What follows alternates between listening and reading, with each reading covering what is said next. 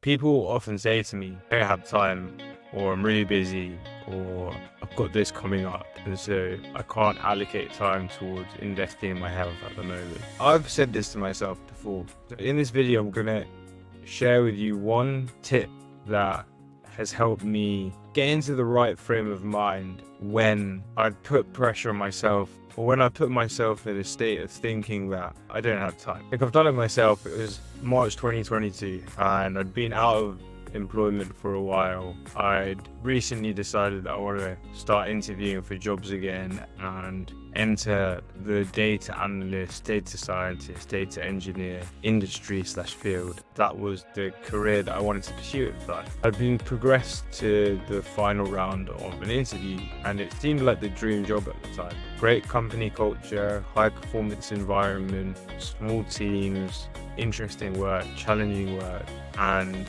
I would be able to learn, grow and develop in a really cool place.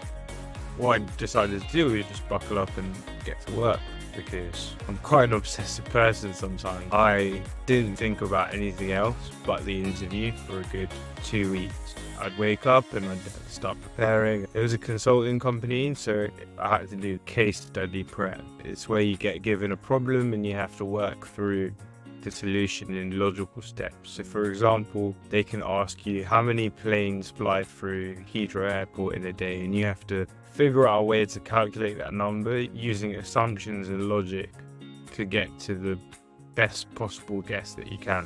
The way in which you prepare is just through practice. So I stopped exercising, and because I stopped exercising, my eating wasn't as good as it should have really been. I didn't even go to my brother's fitness photo shoot, which was a massive achievement for him. He put a lot of work into it, and I'd watched him go through this journey, and because of the interview I was in such a obsessive state of mind that I was putting so much pressure on myself to perform and prepare for the interview that I put everything else in my life on hold. I didn't go to social occasions, and Monday came by, I did the interview, and unfortunately, or maybe fortunately now, but I didn't get the job. All of that sacrifice, all of those things that I stopped doing, going to the gym, eating healthy, just put me back in other areas of my life that, looking back on it, probably wasn't worth it at the time. The things I didn't stop doing was brushing my teeth, showering, putting clothes on. Now, when I view health and fitness, I view it in the same regard. Doing exercise and eating healthy is a responsibility of mine and not a choice. It's something that I have to do in order to function my best, regardless of whether there's weddings coming up, whether I have assignment at university, or if I have a big project. I have to make sure that I make time to do some sort of exercise, because if I don't, then my mind goes loopy and I don't perform at my best. Everything else, even though I'm putting more time into it, the quality of time that I'm putting into it is not as good. Whatever comes up in my life is something that I just won't stop doing. And if I exercise well, I generally eat well. And it means that I can put my best self into every single other activity that I choose to do. It shouldn't be viewed like that. Sometimes time is a bit scarce, and we don't have a lot of time.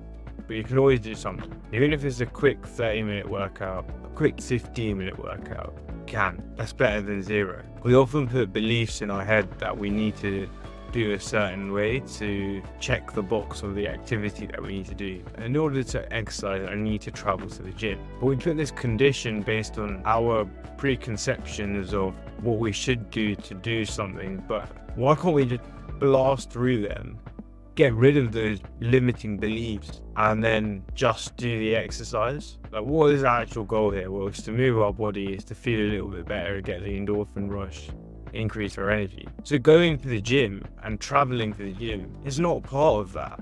It isn't part of that. If you don't have time, then just go down and do some press-ups, do some squats, go for a run. All of these things are way less time intensive, but still get you the outcome that you're looking for from exercise. And it doesn't require going to the gym. Obviously, going to the gym is good because it's fun and whatnot, and you get to lift weights. But in the situation where you really don't have 90 minutes or an hour, do some press ups, do some squats, do some lunges, do some burpees, go for a run. It's all better than nothing. I don't have time doesn't exist because I don't have time, a constraint that we put on ourselves because we feel like everything needs to be perfect. and we put these conditions of an activity that limit us from doing what we can in that moment. And it means that over the long run, because we're stopping and starting, and we're stopping and we're starting, we end up not performing the activity at all for long periods of time, and that's when progress stalls as well. Consistency is key. Making it a priority is important. Exercise and being healthy is not a choice, it is a responsibility. If you enjoyed that, please check out my other video. I'm doing a 100-day challenge, solving 100 fat loss problems in 100 days. This is day 6 or 5, can't remember. But there's a few more days that I've posted in the past, so check them out. There's lots of value in them. Until next time.